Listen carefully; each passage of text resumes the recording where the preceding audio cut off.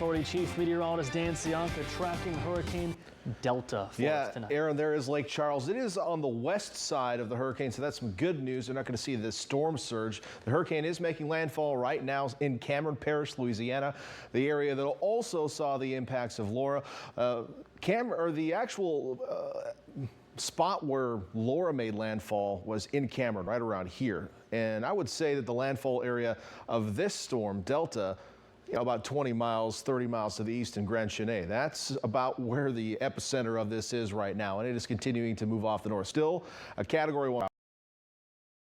Not as strong as Laura, so some good news out there, but still a hurricane nonetheless, and that will certainly cause a lot of tree damage, a lot of wind damage to homes and buildings, especially those that are poorly constructed, along with the storm surge in areas that are very low here along the Louisiana coast. This storm eventually will wind down and move up through the lower Mississippi Valley and eventually into the Tennessee and Ohio valleys as a heavy rainer here over the next couple of days. But again, making impacts right now on the Louisiana coast. It is just made landfall. Now, back here on the west coast, we're going to be heating up. This area of low pressure, which has passed by us by this weekend, will have not brought us any rain, but maybe a little bit of drizzle on its way by. But the next story is this big ridge of high pressure.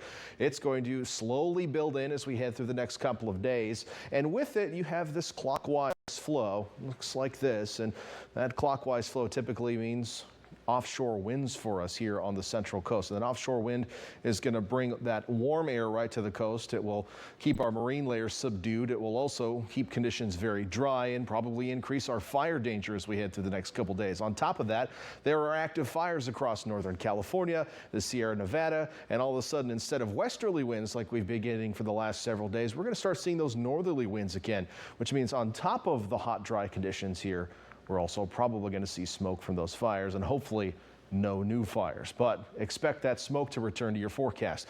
FUTURECAST is going to show the low clouds returning tonight. As I mentioned, that system's still going to pass by overnight tonight, so while it's not bringing any direct rain, I do expect mostly cloudy skies overnight with a few scattered sprinkles associated with our marine layer more than anything else. So you may see a couple more spritzes of drizzle into tomorrow morning. And then during the afternoon tomorrow, expect partly cloudy skies. Skies will break a little bit, so the sunshine will peek through. We're not looking at a terribly cold air mass or anything, so it should be pretty mild tomorrow under those partly cloudy skies. Most locations in the 70s down along the coast. Santa Cruz at 73, 70 in Capitola, the San Lorenzo Valley and Scotts Valley, both in the 70s and 60s in the highest elevations. Quite the relief for folks who live up on Summit Road who have been dealing with temperatures in the 80s for like the last 3 months straight or so.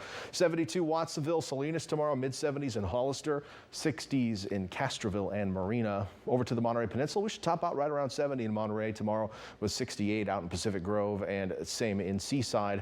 Farther to the south, Salinas Valley mostly in the 70s, a few spots in the far south in the low 80s.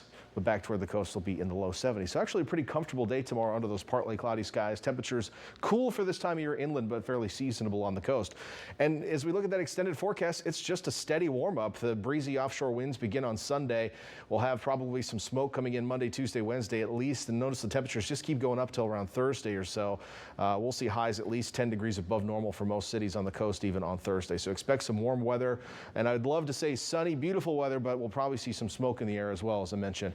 Inland areas, your normal high this time of year should be in the low 80s, so we'll spend the weekend below, but next week, all the way above. Again, hot temperatures, dry conditions, fire danger increased, smoke back. Not great news. That is not great news. Thanks, Dan. We have to hear it, though, right?